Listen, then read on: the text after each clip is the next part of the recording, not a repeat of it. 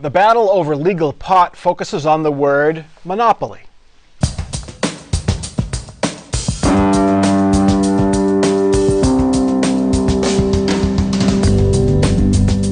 From the Battelle studio at WOSU at Cosi, this is Columbus on the Record. Joining Mike Thompson this week, Jackie Borchard, State House reporter for the Northeast Ohio Media Group. Joe Ingles, State House reporter for Ohio Public Radio. Bob Clegg, Republican strategist, and Sam Gresham of Common Cause Ohio. For the moment, the battle over legal marijuana in Ohio focuses on the word monopoly. If passed, Issue 3 would legalize marijuana for anyone over 21. Production would be limited to 10 designated facilities. Supporters of the measure say limiting the sites gives the state more control. Opponents say it creates a monopoly. So, what is a monopoly? The dictionary defines monopoly as something with exclusive ownership through legal privilege, command of supply, or concerted action, or exclusive possession or control, or a commodity controlled by one party. That really doesn't explain anything unless we know the definition of exclusive, which is not shared, available to only one person or group. So Joe Ingles, with 10 sites and at least 24 investors, more than 24 investors, it's a smallish group, but is that really exclusive or a monopoly? Well, it depends on who you talk to. If you talk to Secretary of State John Husted, he says it's most certainly a monopoly because certain investors are set up to benefit in the Constitution and no one else will benefit.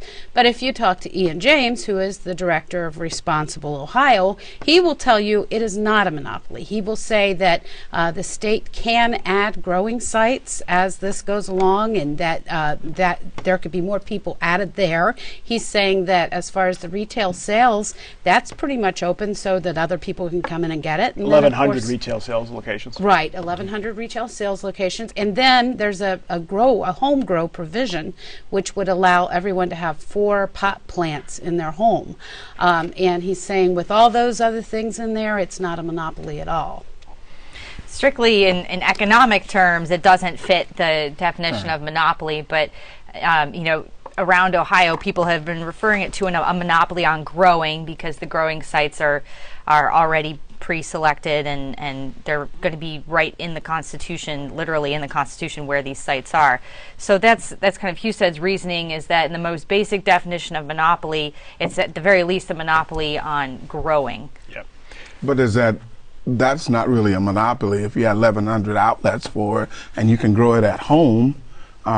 It's not like the electricity, you can only get it from one place and you got to pay them.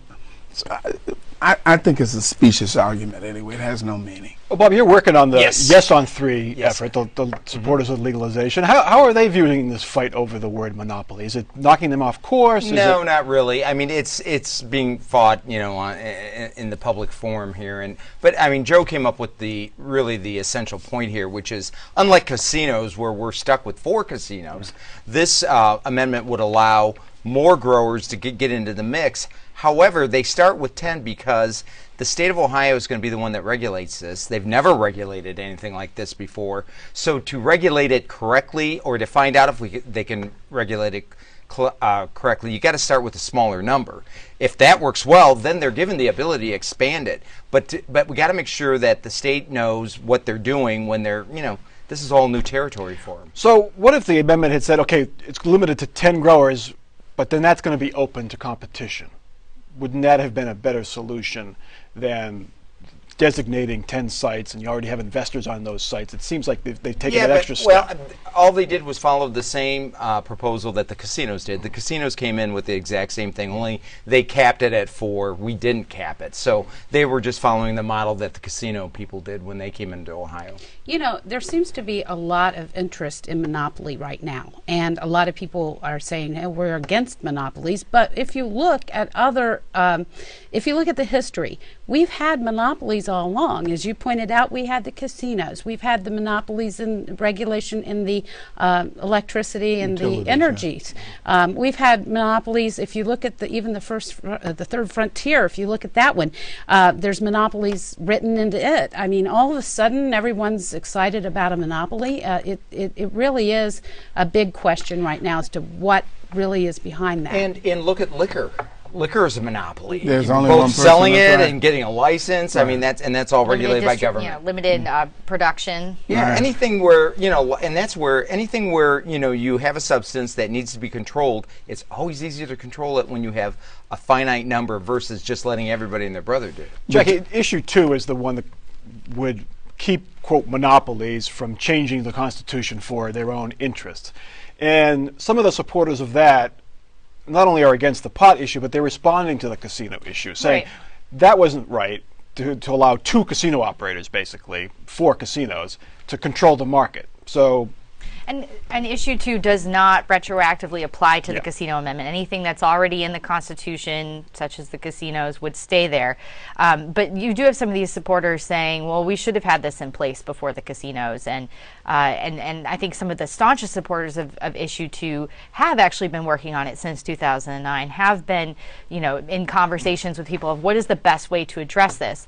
And I think that without issue 3, without the marijuana amendment, I don't know that we would see issue 2 right now. I think that we would continue to see lawmakers take their time over the best way to do this.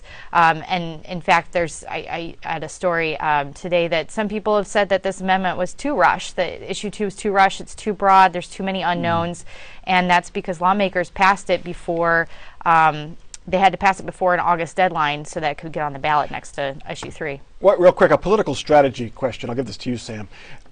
The supporters of legalization have a lot of money. The opponents don't. They can't match the ad campaign that the supporters of legal pot have.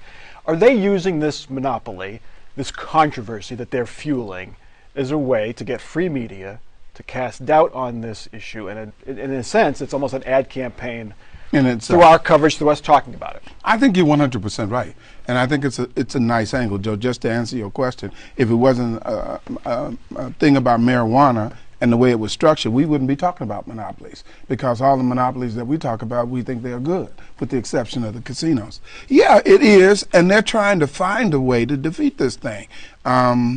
I don't know if the monopoly is the best angle, but I don't know what else they could have. I think they think it's the best angle. The opposition group has named itself Ohioans Against Marijuana Monopolies. So anytime that they're going to be quoted in media, that's going to stick. Well, and when you look at the polls recently on marijuana use in Ohio, you're seeing more and more that people like the idea of legalization more now than ever. Right. So maybe they've decided that that's not the way to go because they're, Can't win on you that know, one. you can't win on there. All right.